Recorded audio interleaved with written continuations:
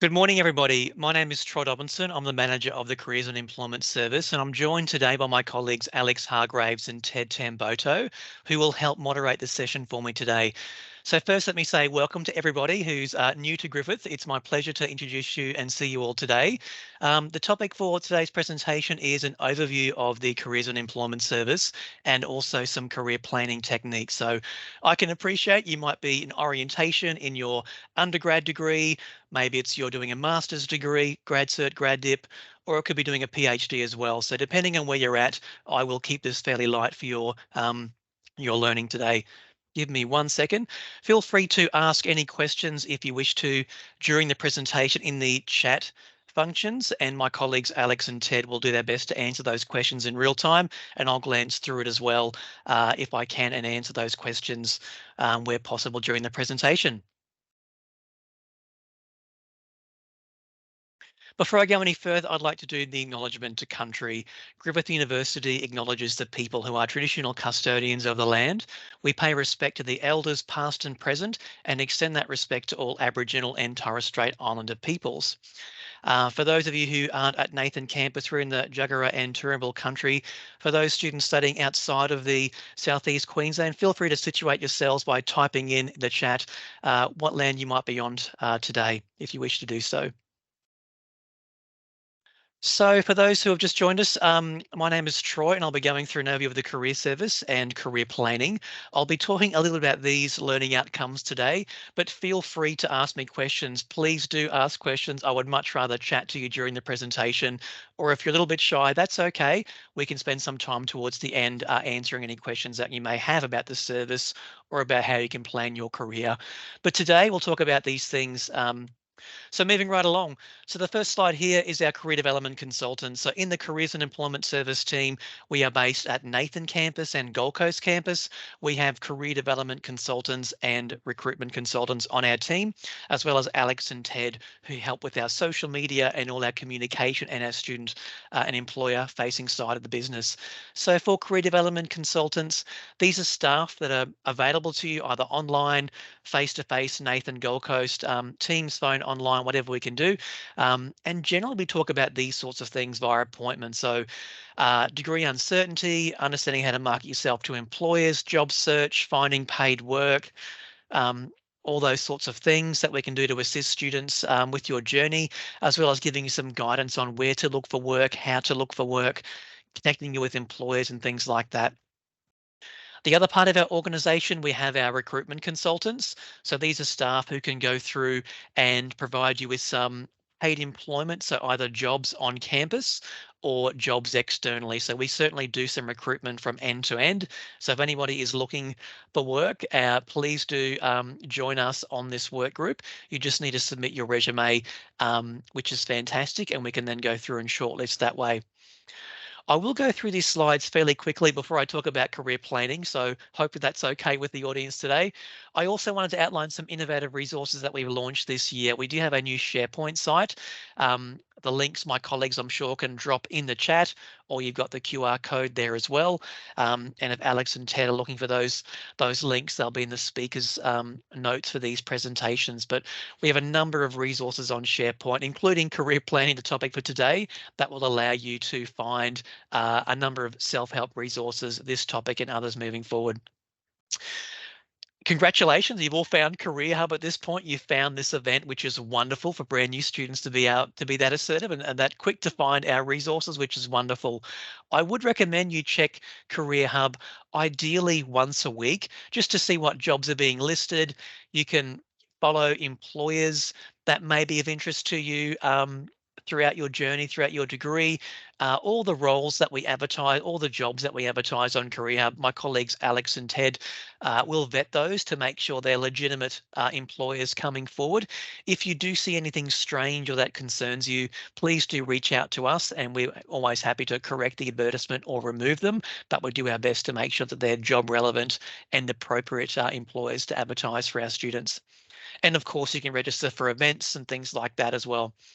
I chatted a little bit about the student recruitment team on the Careers and Employment Service. Here's a QR code and there'll be a link in the chat shortly. And I should mention to you all, these slides and a copy of the recording will be made available to you later today. So feel free to take notes if you wish, but just rest assured, if you want to sit back and enjoy the presentation, all of these things will be made available to you around lunchtime today or this afternoon at the latest. Our industry mentoring program, depending on what you might be studying, are there any students studying postgrad? Just drop in what you're studying in the chat below. Are you doing a grad cert, a grad dip, or a master's? Maybe a PhD or an honours or a master's of our research? I'm just curious. And I'm just looking down at my chats to see who's typing. Grad cert TESOL, wonderful. Master of Cybersecurity, awesome. Getting a few students typing in now. Undergrad criminology, wonderful. No, that's awesome. The reason I ask about postgrad versus undergrad, so if you're doing a grad cert, a grad dip, or a master's or a PhD, you're eligible for the industry mentoring program right now. If you're an undergrad student, this is something you might want to add to your career plan for your second year. So you need to have at least 80 credit points if you're an undergrad student to participate in this particular program. It's a great one to be matched and connecting with an industry mentor. An industry mentor is someone who has the same degree as you and generally around 3 to 5 years industry experience. We do have mentors that have been in this program for nearly 30 years who have considerable experience, networks and expertise that can guide you and give you some support. So it's a wonderful program. We match around 400 students a year. We have over 1,000 mentors in the program. So if you're wanting to join up that, by all means, have a look at that one. It might be something to consider for T1 next year in your career plans.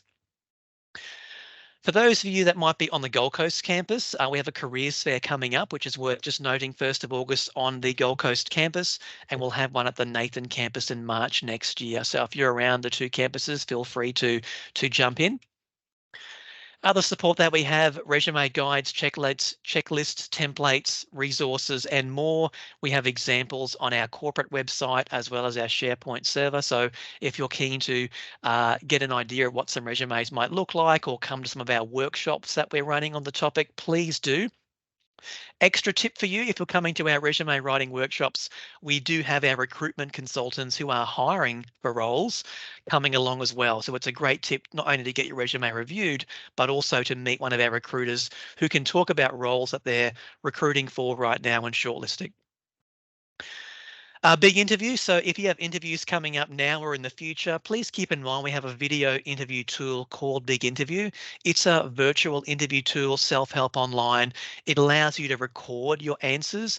It allows you to work on selling yourself and unpacking those interview responses. There's a lot of training on there as well to help you go from an interview noob to an expert in that particular process. Very, very helpful. It'll also be useful if you're applying for roles with big employers, large companies who may have a video interview screening process. So do check out Big Interview, very, very helpful. So as you may know, Launch Your Career is part of a 6-seminar suite of series. This is the first one, doing a little bit about career planning, and we'll also have other topics coming up in the next few weeks around writing your resume, interview prep and performance, advancing through the application process, getting your LinkedIn profile started, and some job search strategies. So we find these are really good things to do from year one in your degree, regardless of what you're studying, where you're studying. These are some good skills to gain. I would say ideally working on these things in the next 4 weeks would be outstanding and a great start to your learning journey at the university. And there are some links there. You can simply subscribe. We run these webinars or at Nathan or Gold Coast campus as well. So whatever is convenient for you, by all means, feel free to connect and register for those areas. For those that might be a little bit more experienced, perhaps you're transitioning careers, perhaps you're a mature age student, or like me, you worked for 10 years and then came back and did a master's degree, you may find some of these more advanced topics helpful. So leveraging LinkedIn, once you've got the profile and you've been using it for a while, it'll talk a lot more about actually connecting and some network strategies, networking more advanced techniques, and building that successful grad career. So these are more advanced topics as well. If you are an international student, please just say yes in the chat below.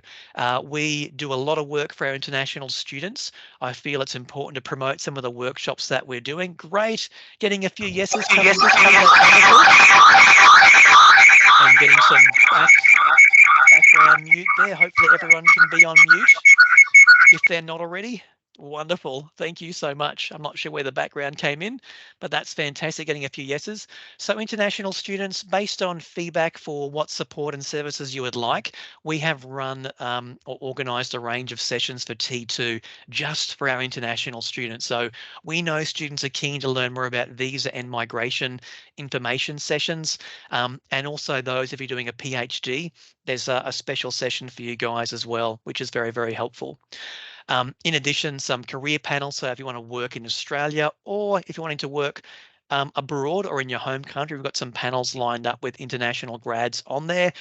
How to find work in Australia for international students, finding work experience, networking, developing confidence, job applications, Australian workplace culture, and interview skills preparation. I have two full-time career development consultants, Mooney Hart and Belinda Murphy.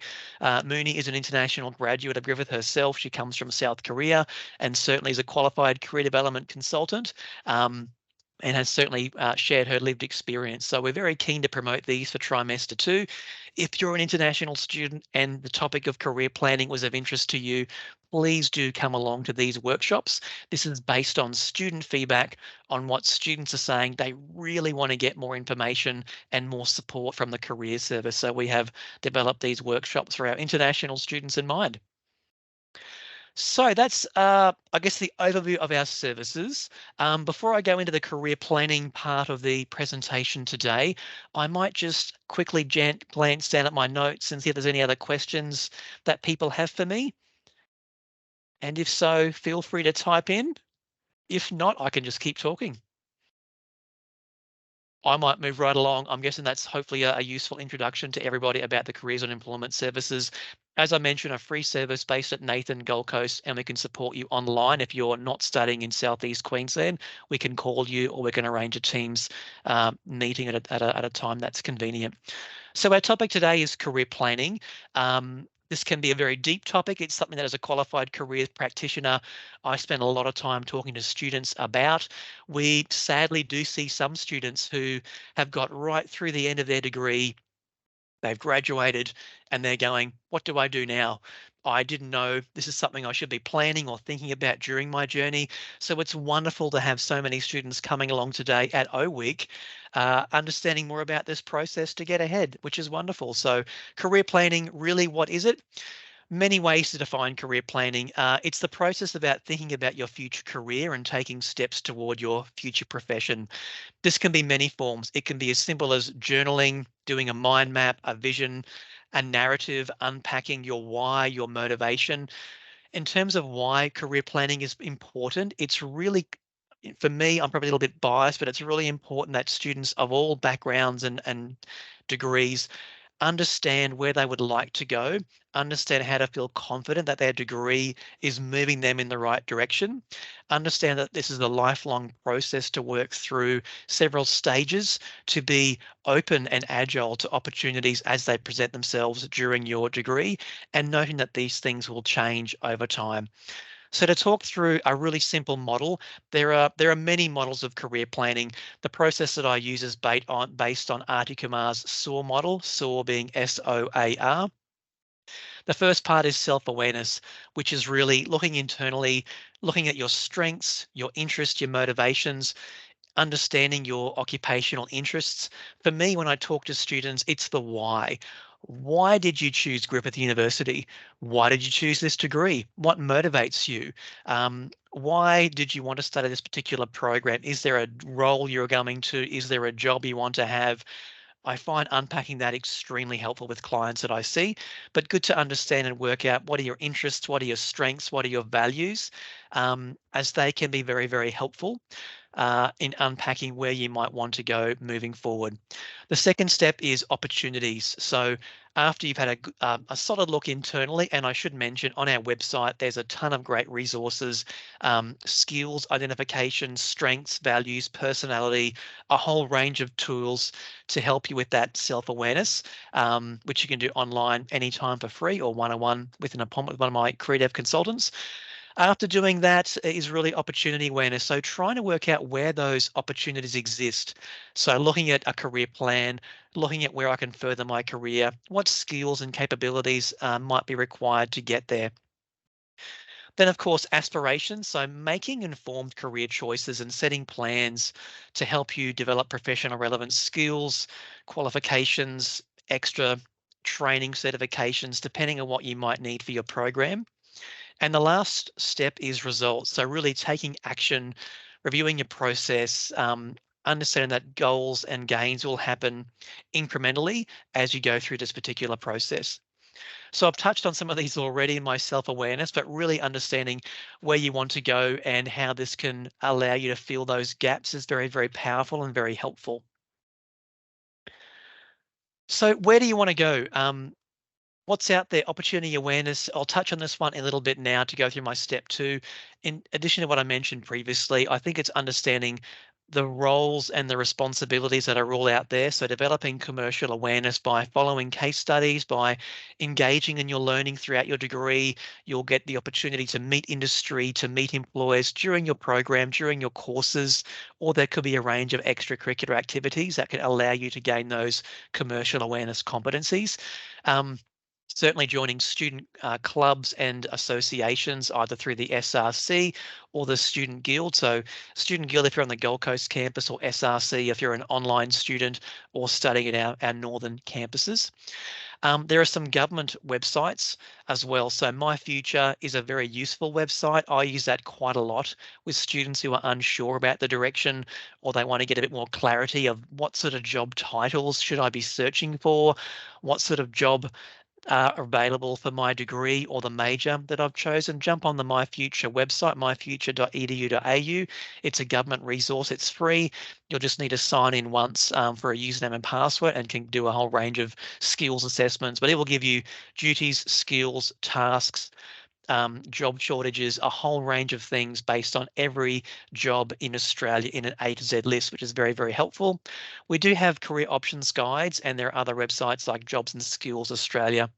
There are also skills matching sites you can do, or there could be some keyword searches that you might consider going through on Seek or Career Hub, whatever it may be, to find some opportunities that way. But we do have some resources that can assist you with that particular search based on your degree.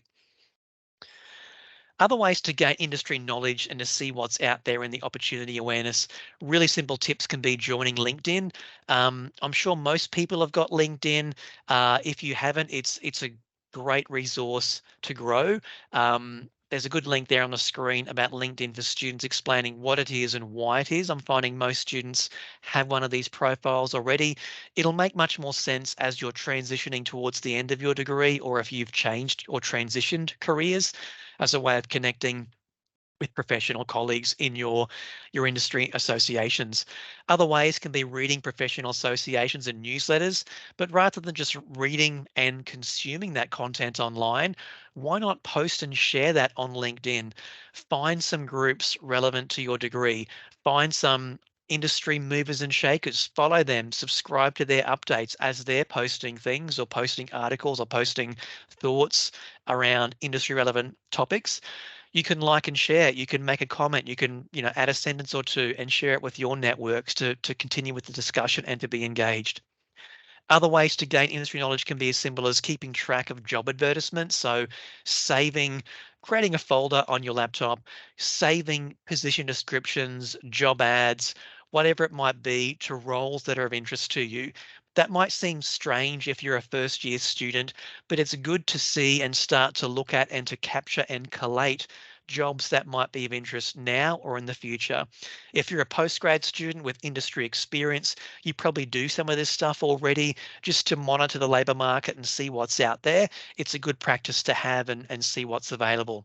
Plus, if you're applying for jobs, you can, post some of these things into ChatGPT by copying, the job description or the position description and highlighting some key skills and getting some summaries that way and tips for your cover letter with these online AI tools.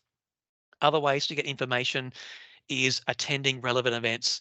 Some really simple ways might be to engage in the events that my team are running. So events on campus or the webinars that we're offering. We have employer seminars throughout the year, employer pop-ups on campus, and we record those seminars to make them available. Careers fairs, expos, professional development opportunities, networking events, industry mentoring programs. There's quite a long list there.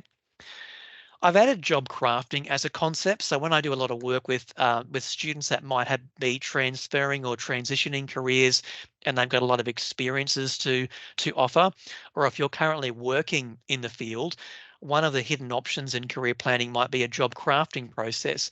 Can you personalize your work? Can you sit down with your line manager and think of activities that when you're doing them, they bring you into a state of flow where you seem to miss time because you're enjoying your work so much? What are those activities? Think about them, unpack them. Can you do more of them? Are there elements of your current job that you can carve out more of that particular time?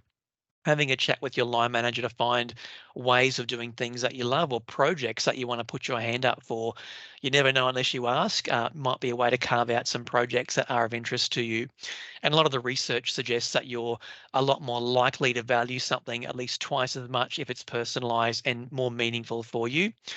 And the tip there is sometimes with clients that I see that are working, you don't always need to change careers to do what you love. You might be able to do projects, secondments, or other things in your current line of work, in your current industry, where those opportunities may present. But every company is different, and I guess every line manager can be quite different. So job crafting enhances motivation, engagement, and contributes to career success for those that have moved or advanced a little longer in their career journey is a way to thrive in the workplace as well. And one often very overlooked opportunity in the things that I see with clients who might be wanting to do something different or change careers.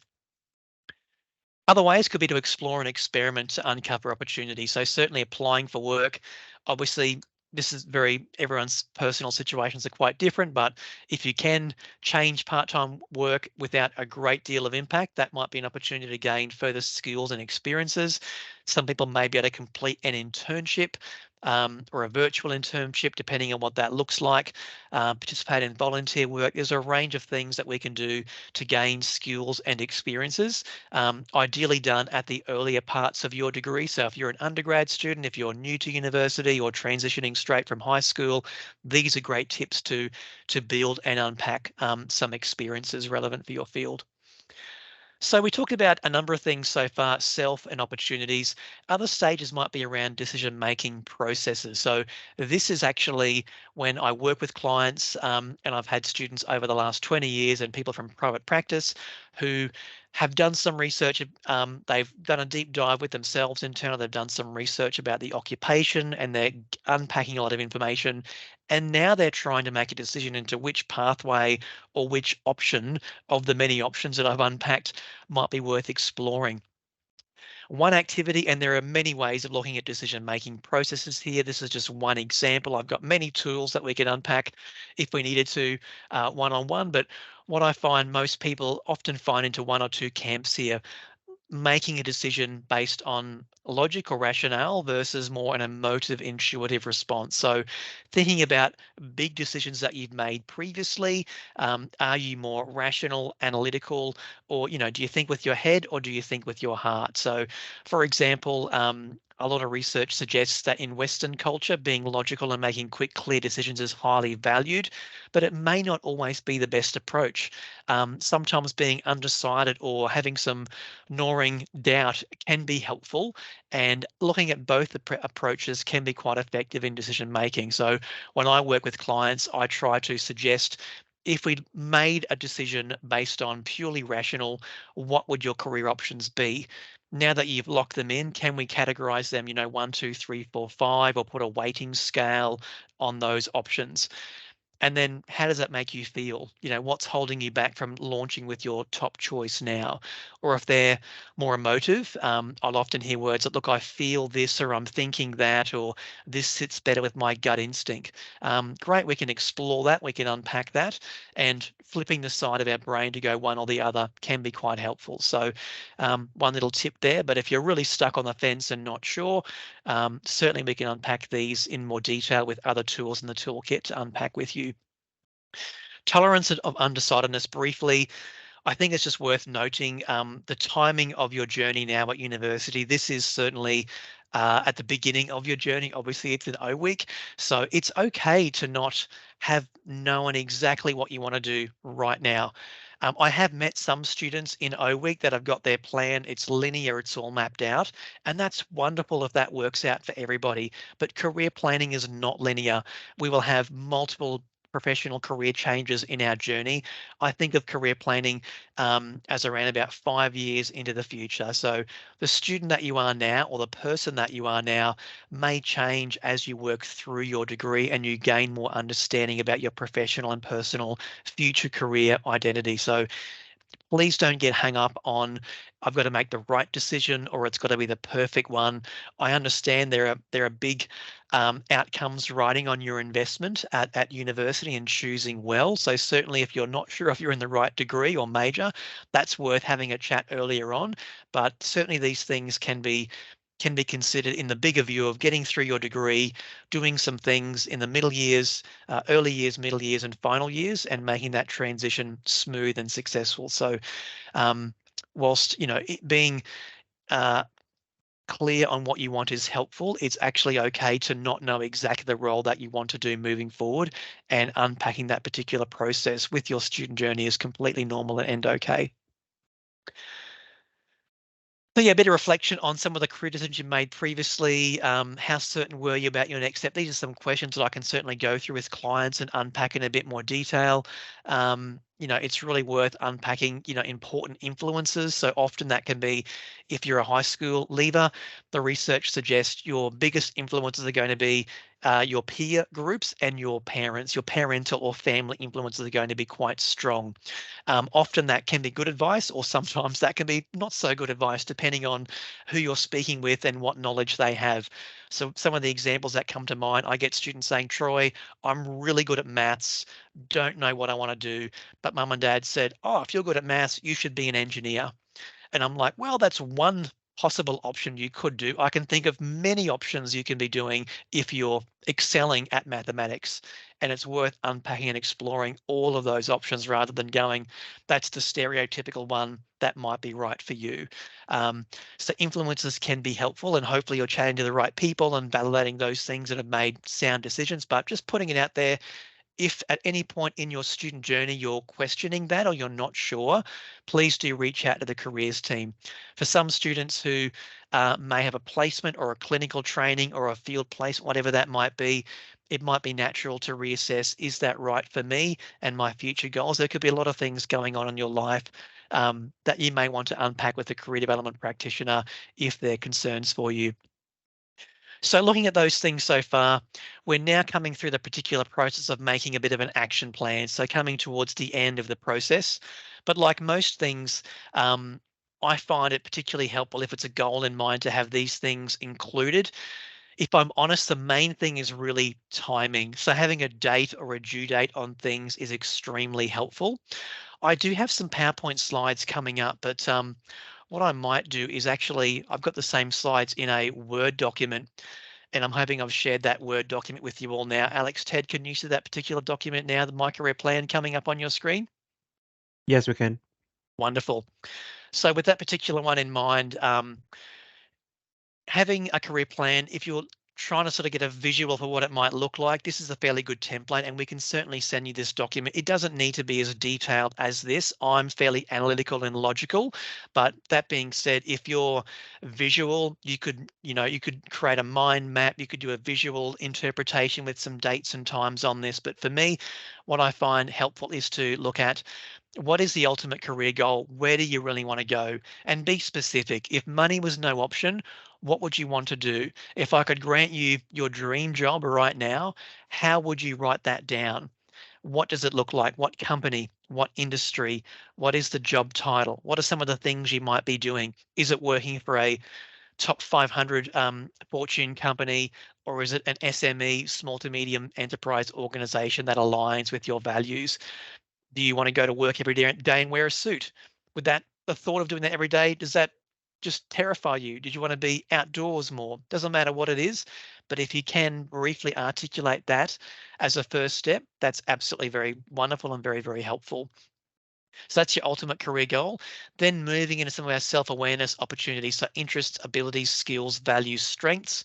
In the links that my colleagues dropped in earlier on, we have some self-assessment tools to help with this, to help with your interest, to help with your occupational interests, skills, your strengths, your values, your personality tests. There's a whole range of cool things you can do online to work out, this is me, and these are the things that actually align with my career goal.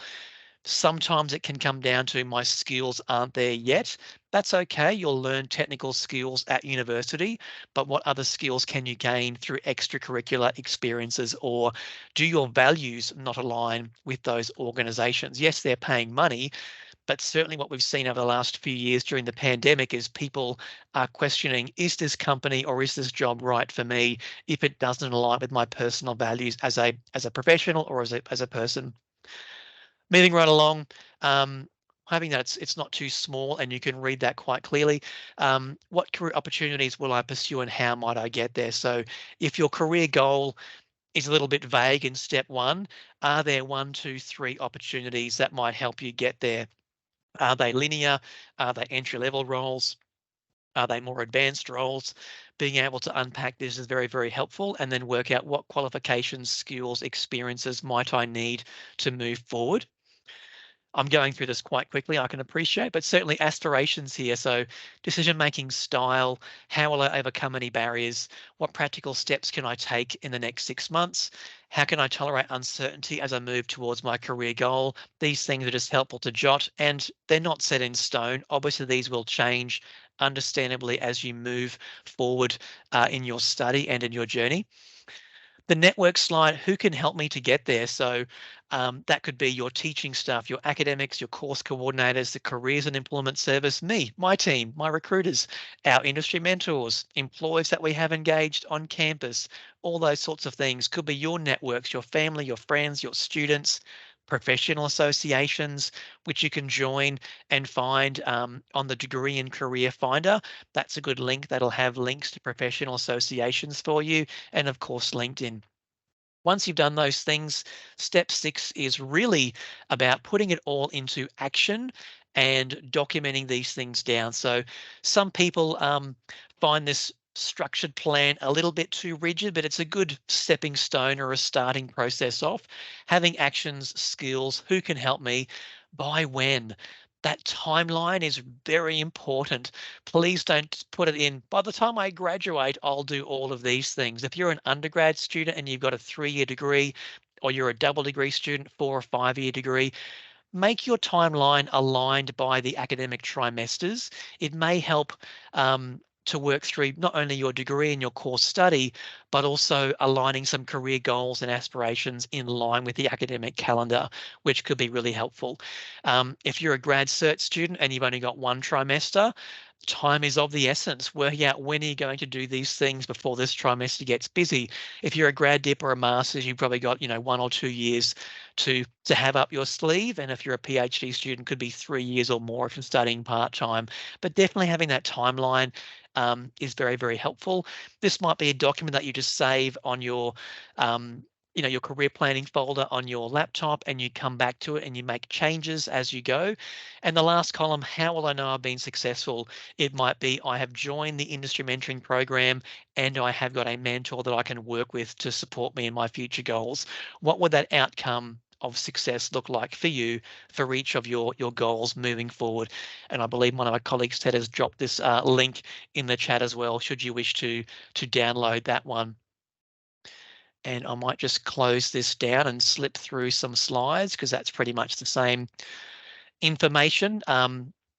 That I just went through in that Word doc, which I think was a little bit easier to read. We do have lots of resources on career planning and helpful resources on our SharePoint, our website. There's also a career planning checklist. There's a range of seminars coming up. We do have some social media slides. So if you haven't already, maybe you've already found us online, which is wonderful.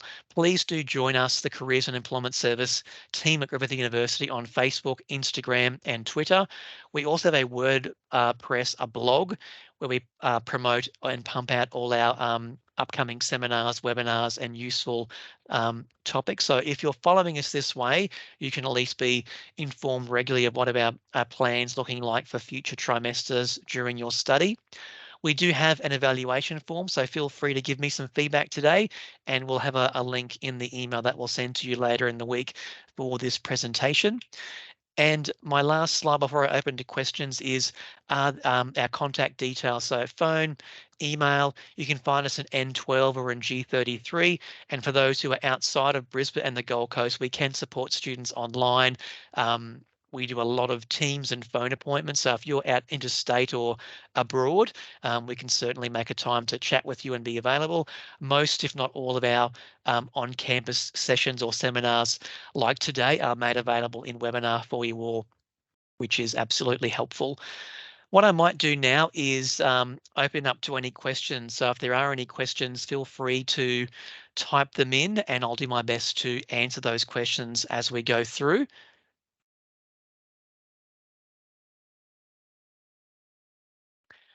Really good question. How can we have access to the video recording? So what I will do is after I wrap up the presentation, we will do a little intro and outro on the slide and email that to everybody who registered along today.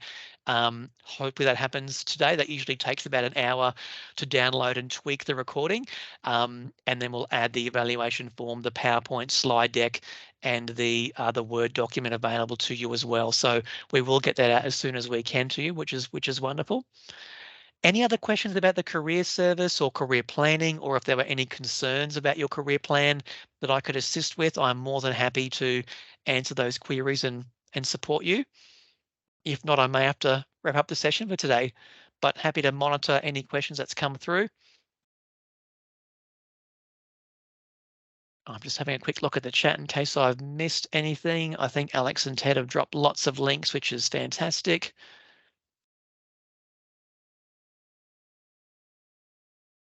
No questions at all from the audience? Oh, no questions from Jennifer. Wonderful. Great. Giving it a moment to see if any other further questions come through. If not, I will wrap this up early. Troy, we've got another question, a couple more questions there from Elham. Well, actually, one more Wonderful. I question from must have Elham. missed that one. As a student, do we have a chance? Do we only have the chance for part-time jobs? Elham, sorry, I missed your question. You have the chance for many jobs. So there's graduate jobs, part-time casual jobs, both on campus and off campus. So on Career Hub is where we've advertised the bulk of the role. So when employers want to recruit Griffith University students, they don't go to Seek or other websites. They go to Career Hub directly and advertise those roles that way. In addition to just Career Hub, as I mentioned, I have a student recruitment team, and there is a work group link you can join, which is sort of like locked down. We just need to get your resume from you, basically. And once we have your resume, we can then contact you directly and say, hey, you've joined our work group. We're recruiting for jobs on campus. We've done a keyword search and your resume came up, or you're studying this degree and we've got these roles available. Would you be interested in applying, or can we put you forward for an interview? So yeah, definitely check out those two things for jobs. Elham, was your question around jobs on campus or jobs off campus, like with employers externally, just to clarify in case I've got your question wrong? All of them. Okay, cool. Yep. Definitely. So there's a link for our jobs on Career Hub, and we add them every day of the week, and employers post them directly, which is great. So yeah, if you're looking for work, that's absolutely helpful. Is there a session for resume? Yes, there is. So this is the first of many in the Launch Your Career seminar series. So we do have in the Launch Your Career seminar series information sessions on resumes. As I mentioned at the very beginning of the session as well, we do have our recruitment consultants who are recruiting and shortlisting and hiring people coming along to those sessions as well. And we also have online self-help resources. So my tip would be read the self-help resources first, update your resume, make it as amazing as you can, and then submit it for feedback. You can submit your resume to join the work group. If it's not competitive enough, they'll give you some resources to help you to upskill your resume and to make it appropriate. We also have with the SRC and the Guild on campus, there are resume reviewers on campus that you can drop your resume in and get some feedback. And we do have an online resume checking service as well, which takes around, we advertise 5 days, but it might be more like 10 or 15 days, depending on peak demand as we go through early trimester. But definitely go along, check out those self-help resources. If you're looking for work, the simplest thing to do is to go along to those events online or in person about resume. Have a chat with my recruiters, and they can talk to you about jobs that they themselves are shortlisting for. I think I've answered the questions, but just looking at the question, if I don't have relevant experience, yeah, we do talk about those things. There's certainly finding part-time work, and in the 13 or so international student slides, I might just stop presenting. Sorry, stop sharing, I should say, so you can see me rather than that one slide at the back. Yes, so we have a range of series that my international career development consultants are running that will help you with all of those things. So if you don't have experience, if you have a blank resume and you're wanting to get some experience, we've crafted some sessions for you as well. And maybe my colleague Alex or Ted could drop in the international student series in the chat. That'll be of assistance as well to help you with those experiences. Just reading the comments there, I think that's most of them. Hopefully the career planning information session was helpful. I'm not seeing any other questions that I've missed. I'm going to assume that Alex and Ted has answered all the main ones that we have today. So what I might do is one final call for questions. Oh, thank you, Alex. That's the international one. So click on that link now that's just come through. And there is about 13 different workshops there to assist international students specifically, but we also have opportunities for domestic students, or anyone's of course is welcome for the other ones as well, to help you find work if you don't have techniques. And our resume crafting website will help with where do you volunteer, how do you get experience, how do you build opportunities into your resume. Perfect. Okay. Well, I might end the recording there and wrap this up. Thank you so much for coming along today. Or one last question for James, which he's just snuck through, which is fine. James, for master's students, could we get internship especially related to our field of expertise? Depends. Could be many ways there, James. So I'm not familiar with what master's program you're doing. There could be a course where there is an optional elective or an internship course built in to your degree. That's one option and one way to get an opportunity to get experience aligned with your degree. So definitely check out your program structure and see if those opportunities are factored into your degree. Even if they are, my tip would be don't wait for the end of your degree to do that work experience internship opportunity. I would actively explore your industry, your employers, and make some connections yourself and see if you can get either work experience, a vacation program, which most employers are advertising now for a November to February process to gain that experience, or to volunteer, join a professional club or association at Griffith, join your professional associations aligned to your industry. Those things can be very helpful to gain experience. So yes, it's possible they can be student sourced, or they can be done as part of your degree. Most programs have that, but if they don't, definitely seek out opportunities that connect. So that's James. Rebecca, thanks for the presentation. Awesome. I'm glad, Rebecca, that was helpful. Thanks, Jennifer. That's wonderful. Great. Michelle, glad you got something out of those ones. Awesome. Well, I might wrap it up now, everybody. Thank you so much for your time today. I hope you enjoyed the presentation and could follow along with those links. Have a wonderful day. Talk to you all soon.